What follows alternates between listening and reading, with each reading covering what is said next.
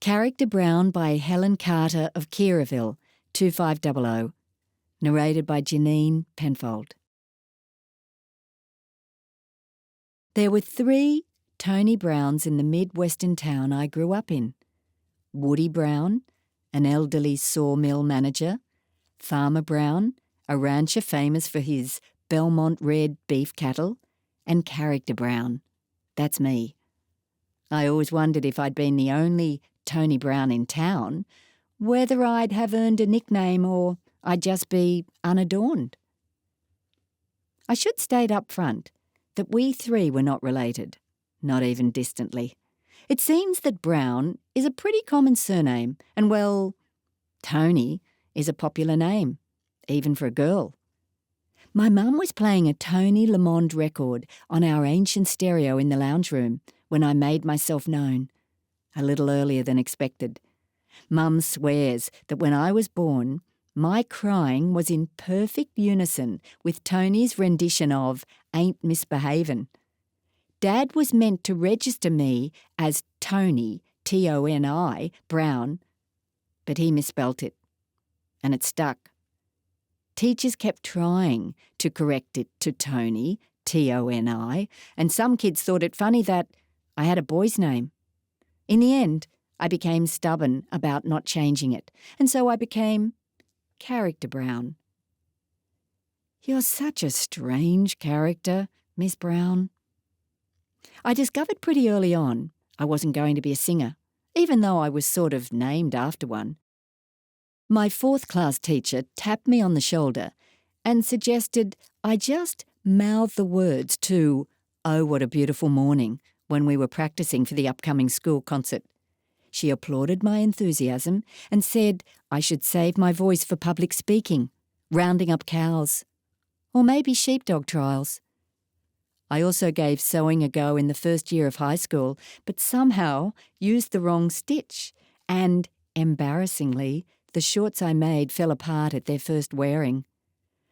"Oh, Character Brown, you're such a hoot!" My mother suggested I join the local rural youth group, which I did in the 2nd year of high school. The group leader prompted me to try out for the cooking comp, which I thought I'd be a shoo-in, as I loved baking cakes and biscuits. I endlessly practiced making sunbeam biscuits in our wood-burning stove at home.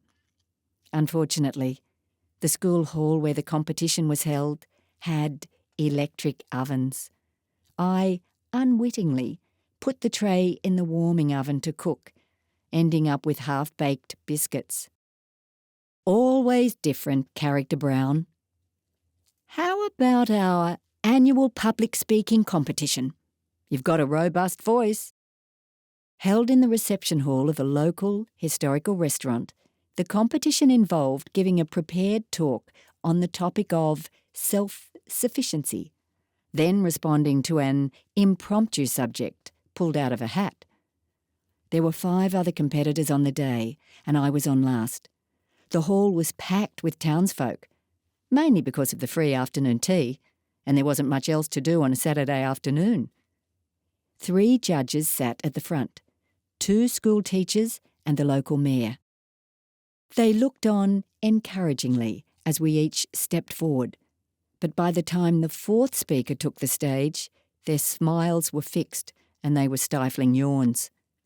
The prepared talks were all along similar lines, as if we'd each used the same Encyclopedia Britannica definition of self-sufficiency, and being a farming district, food autonomy attracted the most attention. For the most part, the talks weren't bad. It all fell apart with the ad-lib topics. The first boy had to talk about roosters, which you think would be okay for the son of a farmer, except he went into detail about how they dispose of roosters, sometimes grinding up the young ones to feed to the hens.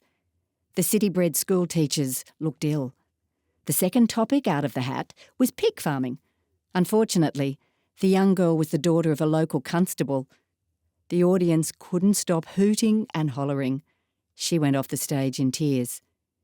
Egg production was next, and the girl who got this topic didn't do a bad job. It was just incredibly boring as she went into detail about the chooks they own, what each of them is called, their favourite treats, and so on. At this stage, I realised my prepared speech was not going to win any prizes, so it was down to the improvising.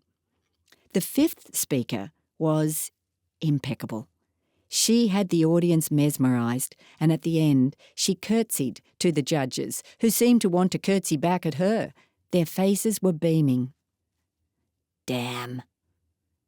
My name was called out, and as I stepped up on stage, I saw the confused look on the mayor's face as she queried the teachers, then shook her head. "Oh, Dad, why didn't you check the spelling?" No one cheered my talk, but no one booed either, so I figured I'd gone okay. My impromptu topic was strawberries. I inwardly groaned. I started with, "I don't know much about strawberries, but I do love eating them." Someone tittered. I thought. "I tried to grow strawberries once, but killed them with too much chook poo." Laughter. "Dad said they look like blueberries." "Why?" you ask. "Because your strawberries look sad." More laughter. "Next time," he said, "don't grow them in a line." "Why?" the audience chanted. "Because you'll cause a traffic jam." By the time I finished with, "I tell you about the strawberry jam I made, but you might spread it," the hall had erupted in peals of laughter. I bowed deeply and walked off stage, privately thanking Dad for his endless supply of stupid jokes. The two teachers were frowning. The fifth speaker won the competition. I was about to walk home when, "Tony Brown," the mayor roared. Uh-oh. "Yes, Mrs. Mayor?" She grinned. "Miss Tony Brown, I'm awarding you a special mention. It takes real strength of character to front an audience and entertain them in the way you did. Well done." So that's me, Character Brown. I'm not a weird character. I show character. The end.